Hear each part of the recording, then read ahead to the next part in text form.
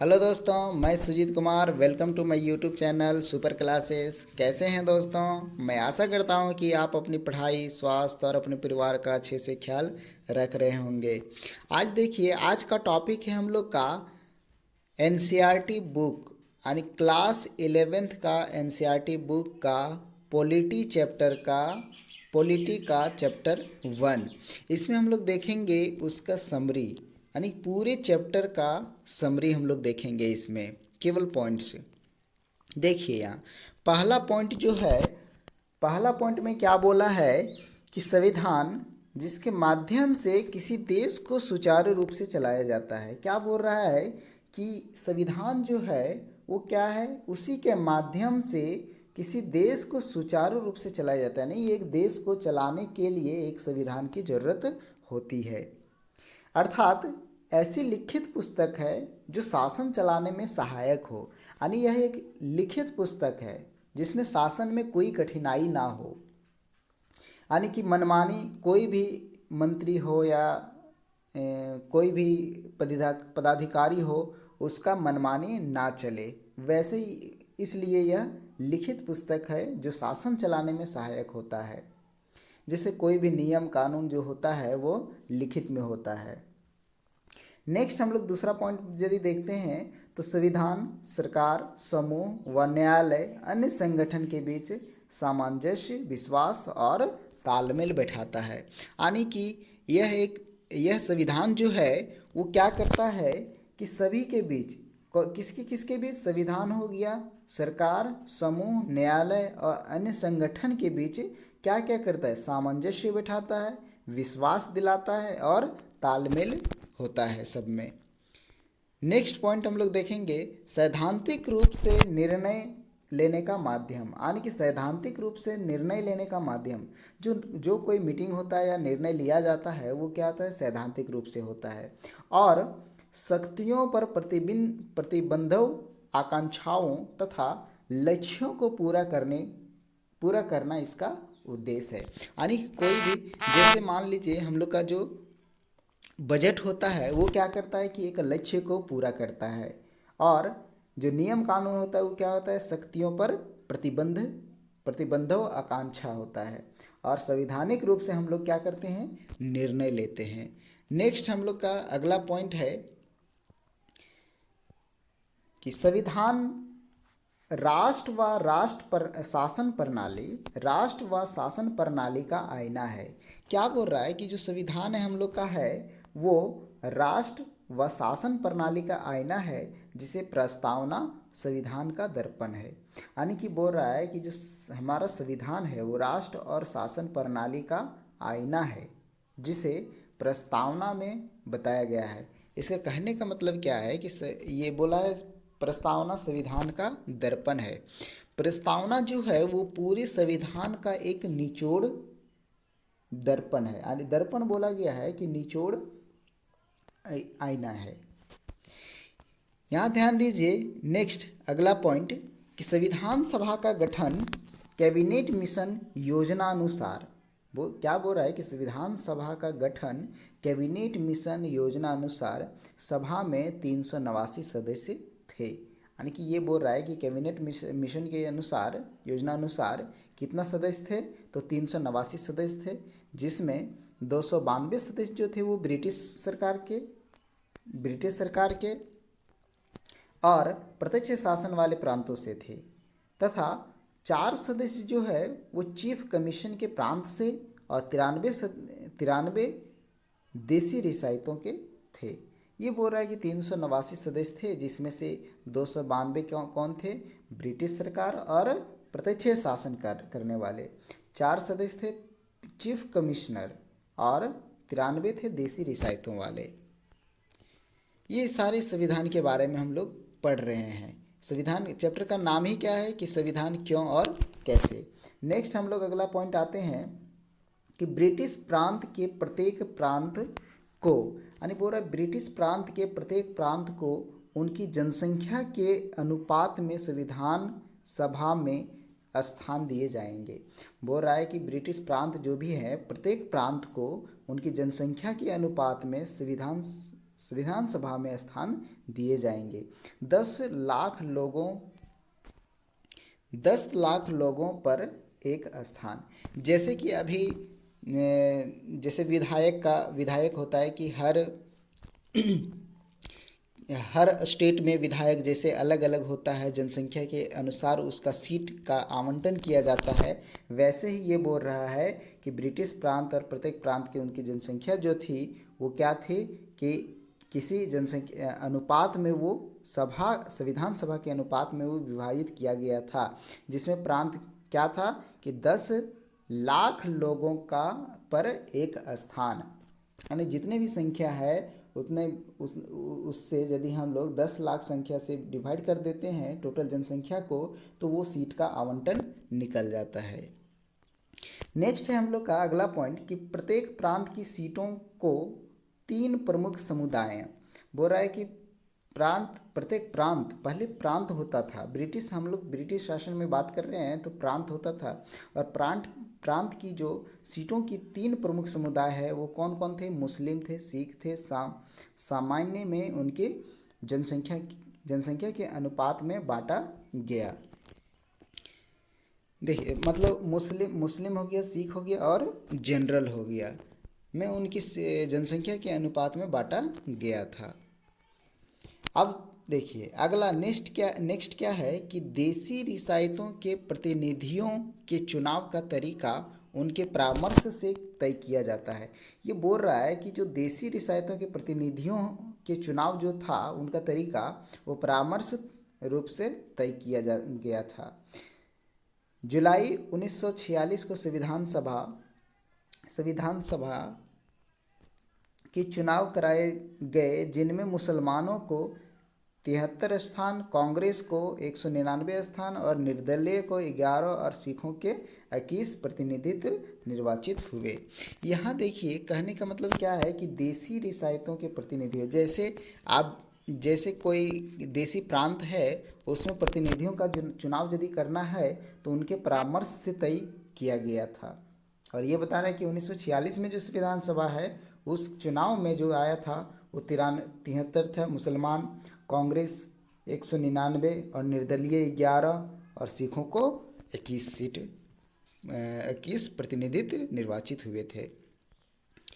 Next हम लोग का है 3 जून 1947 को माउंटबेटन योजना अनुसार, है ना, 1947 को 3 जून, अब देख लीजिए यहाँ कि 15 अगस्त 1947, यानी हम लोग जून में ही बात कर रहे हैं, ब्रिटिश शासन में ही बात कर रहे हैं कि 3 जून 1947 को माउंटबेटन योजना अनुसार भारत विभाजन के बाद पाकिस्तान के प्रतिनिधि संविधान सभा के सदस्य नहीं रहे। कहने का मतलब यहाँ क्या है कि भारत विभाजन के बाद जो पाकिस्तान के प्रतिनिधि संविधान सभा के सदस्य नहीं रहे, जो भी पाकिस्तान के लोग सभा में भाग लिए थे वह उसके सदस्य नहीं रह गए क्योंकि बंटवारा हो गया। अब यहाँ बोल रहा है कि संविधान सभा के वास्तविक सदस्यों की संख्या कितना होगी? 299, यानी कि जो बच गई, शेष रह गया, संविधान सभा की जो वास्तविक संख्या के सदस्य जो बच गई वो कितना रह गई? 299 रह गई। देखिए अब नेक्स्ट हम लोग आते हैं संविधान का स्वरूप, वो हम लोग का एक परिचय था, अब इसका देखते हैं कि इसका स्वरूप कैसा है। देखिए पहला पॉइंट में क्या है कि पहला पॉइंट का स्वरूप है कि संविधान सभा का गठन सांप्रदायिक आधार पर किया गया। मुस्लिम ने मुसलमान को चुना, सिख ने सिख को चुना, अन्य संप्रदाय सामान्य वर्ग भी शामिल थे। यहाँ कहने का मतलब क्या है कि अपना अपना वो जाति लोग चुनने लगे। मुस्लिम मुस्लिम को चुना, सिख को चुना और अन्य संप्रदाय सामान्य वर्ग में भी शामिल थे। संविधान सभा के लिए प्रत्यक्ष चुनाव प्रणाली को अपनाया, यानी बोल रहा है कि संविधान सभा के अप्रत्यक्ष चुनाव प्रणाली को अपनाया। अप्रत्यक्ष चुनाव और प्रत्यक्ष चुनाव ये आपको समझ में आना चाहिए। अप्रत्यक्ष चुनाव क्या होता है? जो हम लोग जनता के द्वारा जो चुना जाता है वो अप्रत्यक्ष चुनाव होता है। यहाँ बोला कि संविधान सभा में कांग्रेस की प्रमुखता थी, यानी कि संविधान सभा जो बना था वो किसकी प्रमुखता थी? कांग्रेस की प्रमुखता थी, तथा विरोधी दल के सदस्य की संख्या नाम मात्र की थी, यानी जो विरोधी दल था उसका नाम मात्र की थी। मतलब ऐसा बोल सकते हैं कि पहले किसका शासन चला था शुरू में, तो कांग्रेस की शासन चला था। वही चीज़ यहाँ बोल रहा है कि संविधान सभा में कांग्रेस की प्रमुखता थी और जो अन्य दल विरोधी दल था वो नाम मात्र के थे। देखिए नेक्स्ट हम लोग आते हैं, नेक्स्ट अगला पॉइंट कि 9 दिसंबर 1946 को संविधान सभा का अधिवेशन आरंभ हुआ। बोल रहा है कितना में? 9 दिसंबर 1946 को संविधान सभा का अधिवेशन आरंभ हुआ। डॉक्टर सच्चिदानंद सिन्हा को अस्थायी सदस्य चुना गया, यानी कि एक अध्यक्ष का चुनाव हुआ वो कौन थे? डॉक्टर सच्चिदानंद सिन्हा। और वो कौन थे? अस्थायी सदस्य अध्यक्ष चुना गया। डॉक्टर राजेंद्र प्रसाद को 11 दिसंबर 1946 को संविधान सभा का अध्यक्ष चुना गया। डॉक्टर राजेंद्र प्रसाद को एक अध्यक्ष चुना गया और प्रारूप समिति के अध्यक्ष के रूप में डॉक्टर भीमराव अंबेडकर निर्वाचित हुए। यहाँ देखिए कि 9 दिसंबर 1947 को जब संविधान सभा का अधिवेशन आरंभ हुआ तो अस्थायी सदस्य डॉक्टर सच्चिदानंद सिन्हा और राजेंद्र प्रसाद अध्यक्ष चुने गए और प्रारूप समिति के अध्यक्ष डॉक्टर भीमराव अंबेडकर निर्वाचित हुए। अब देखिए नेक्स्ट है हम लोग का अगला पॉइंट कि 13 दिसंबर 1946 को पंडित जवाहरलाल नेहरू ने संविधान का उद्देश्य प्रस्तावना प्रस्तुत किया, यानी कि जो हम लोग का प्रस्तावना है, प्रेम्बल है, वो किन्होंने दिया? तो पंडित जवाहरलाल नेहरू ने संविधान सभा का उद्देश्य प्रस्तुत किया। इस उद्देश्य प्रस्तावना को संविधान सभा ने 22 जनवरी 1947 को स्वीकार कर लिया। स्वतंत्र भारत के संविधान की प्रस्तावना भी इन्हीं उद्देश्यों पर आधारित था। अभी हम लोग देखें कि प्रस्तावना जो है वो क्या है? संविधान का दर्पण है। वही उसी प्रस्तावना के बारे में यहाँ बात कर रहे हैं। तो ये बोला कि कब ये स्वीकार किया गया? तो 22 जनवरी 1947 को स्वीकार किया गया। क्या स्वीकार किया गया? प्रस्तावना।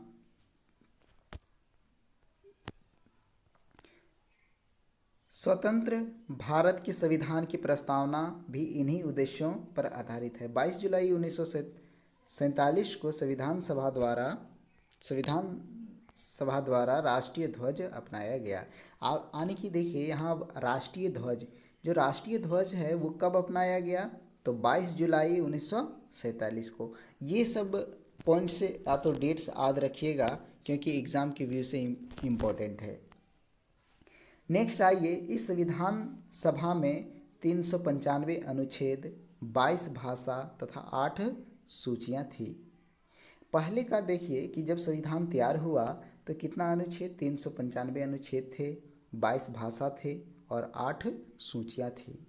26 नवंबर 1949 को यह संविधान स्वीकार किया गया। इसको बनाने में 2 वर्ष 11 महीने 18 दिन लगे। देखिए ये क्वेश्चन पूछा हुआ क्वेश्चन है कि संविधान को तैयार करने में कितना दिन लगा? तो 2 वर्ष 11 महीने 18 दिन लगे। विभिन्न मुद्दों के लिए उनकी 8 कमेटियाँ बनी, यानी कि विभिन्न मुद्दों, अलग अलग मुद्दों के लिए उनकी कमेटियाँ जो थी वो कितनी कमेटियाँ बनी थी? 8 कमेटियाँ बनी थी। नेक्स्ट पॉइंट हम लोग आते हैं कि संविधान सभा ने भारत के लिए संसदीय शासन व्यवस्था और संघात्मक व्यवस्था को स्वीकार किया। 26 जनवरी 1950 को संविधान लागू किया।